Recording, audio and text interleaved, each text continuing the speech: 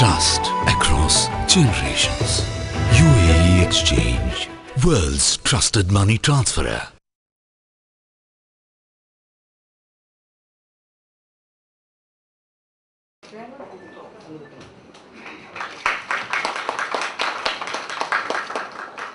ಮೂಲಭೂತವಾದಿಗಳು ಮತ್ತು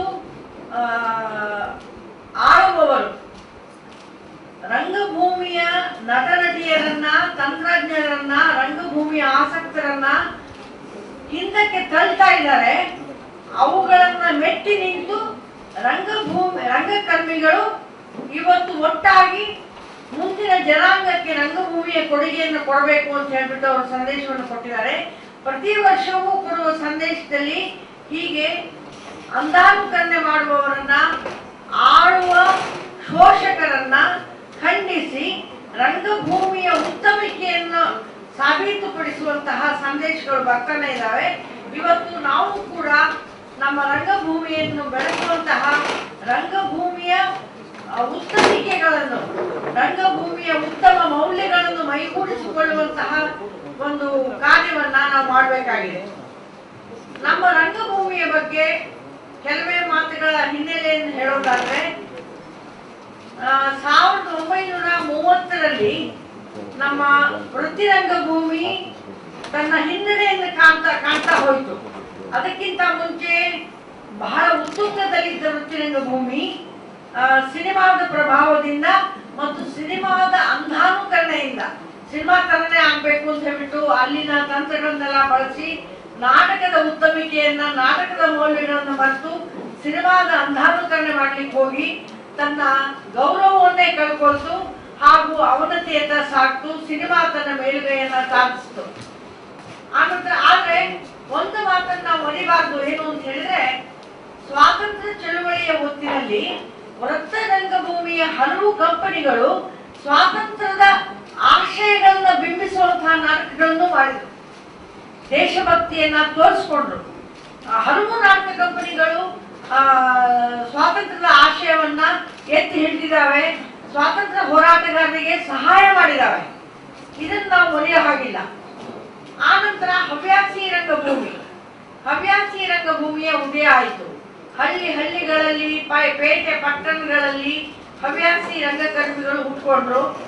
ಇವರು ಉತ್ತಮ ಸಾಹಿತ್ಯ ಕೃತಿಗಳನ್ನ ನಾಟಕಕ್ಕೆ ಅಳವಡಿಸಿದ್ರು, ರಂಗದ ಮೇಲೆ ತಂದ್ರು. 70-80ರ ದಶಕದಲ್ಲಿ ಹವ್ಯಾಸಿ ರಂಗಭೂಮಿಯ ಉತ್ತುಂಗ. ಏನಾಯ್ತು 70-80ರ ದಶಕದಲ್ಲಿ ಅಂದ್ರೆ, ನಮ್ಮ ರಾಜಕೀಯ ಸಾಮಾಜಿಕ ಜೀವನದಲ್ಲಿ ಏರುಪೇರುಗಳಾದವು. ರಾಜಕೀಯ ಜೀವನದಲ್ಲಿ ತುರ್ತು ಪರಿಸ್ಥಿತಿ ಬಂತು. ಆ ತುರ್ತು ಪರಿಸ್ಥಿತಿಗೆ ಉತ್ತರವಾಗಿ, ಪ್ರತಿಕ್ರಿಯೆಯಾಗಿ ನಾಟಕ, ಬೀದಿ ನಾಟಕಗಳನ್ನು ಮಾಡ್ತು. ಮತ್ತೆ ಒಂದು ರಾಜಕೀಯ ಪ್ರಜ್ಞೆ ನಮ್ಮ ರಂಗಭೂಮಿಯಲ್ಲಿ ಬೆಳೀತಾ ಬಂತು. ಅತ್ಯಂತ ಉತ್ಕೃಷ್ಟವಾದ ರಾಜಕೀಯ ನಾಟಕಗಳು ಬಂದಿದ್ದು 70-80ರ ದಶಕದಲ್ಲಿ. ಆಗ ರಾಜಕೀಯ ನಾಟಕದ ಚಟುವಟಿಕೆಗಳ ವಿಕೇಂದ್ರೀಕರಣವೂ ಆಯಿತು. ಹಳ್ಳಿಗಳಲ್ಲಿ ತಂಡಗಳು ಹುಟ್ಟುಕೊಂಡ್ವು, ಮತ್ತೆ ಉತ್ತಮ ನಾಟಕಗಳು ಬಂದವು. ಹಲವಾರು ರಂಗಕರ್ಮಿಗಳು ರಂಗಕ್ಷೇತ್ರದಲ್ಲಿ ದುಡಿದ್ರು ಮತ್ತು ರಂಗ ಚಟುವಟಿಕೆ ಉತ್ತುಂಗ ಅಂತಾನೆ ಕರೀಬಹುದು. 70-80ರ ದಶಕ 6 महिने 7 महिने 8 महिने पूरा रिहर्सल करत आशिल्ले. त्या निमित्त 8 महिने रिहर्सल करतारी आर्टिस्टांगेल कसर त्या भितर आशिल्ले आळसाय आशिल्ली की त्या बरो दूर वचून मागीर वापस नवी आळसाय सुरू जात आशिल्ली. मिगेल नाटक गांठी नाटक करताना ताण रिहर्सल आयोजन आशिल्ले आनी सांगचे आशिल्ले इतले वगी तू नाटक केल्यार कशी म्हणून सांगून मेला पण निमगोचे आशिल्ले. जाल्यार असर चोरी मामाले वैयक्तीक जीवन भारी ट्रॅजिडी आशिल्ले. कित्याक म्हळ्यार तो कितले कष्ट पावून वयर आयलो म्हणलेले. जाल्यार तागेले नांवारी आजताय आमगेले कोंकणी जावो, कन्नड रंगभूमी जावो, एके ಒಟ್ಟು ಆಡಳಿತ ದಕ್ಷಿಣ ಕನ್ನಡ ಜಿಲ್ಲಾ ಆಡಳಿತ ವರ್ಗ जावो वणई रमानंद चोरियाल नावारी आजताय बसलेची एक रस्त जाल्यार तागेले नावारी केलेला आमी ना मुखावेल दिसांतू तागेले नावार शाश्वत जावन आमी इतलो व्हड सम्मेलन पुरो केले. रमानंद चोरी मामा आमी कैकी विसरले की म्हणून हे मन म्हणटा. असल रमानंद चोरी मामाले नाव शाश्वत जावन हे कोंकणी रंगभूमी तशी बरी रंगभूमी नाही, कोंकणी जनांगेल मनात तशी आमी देवाल्यागे मागू.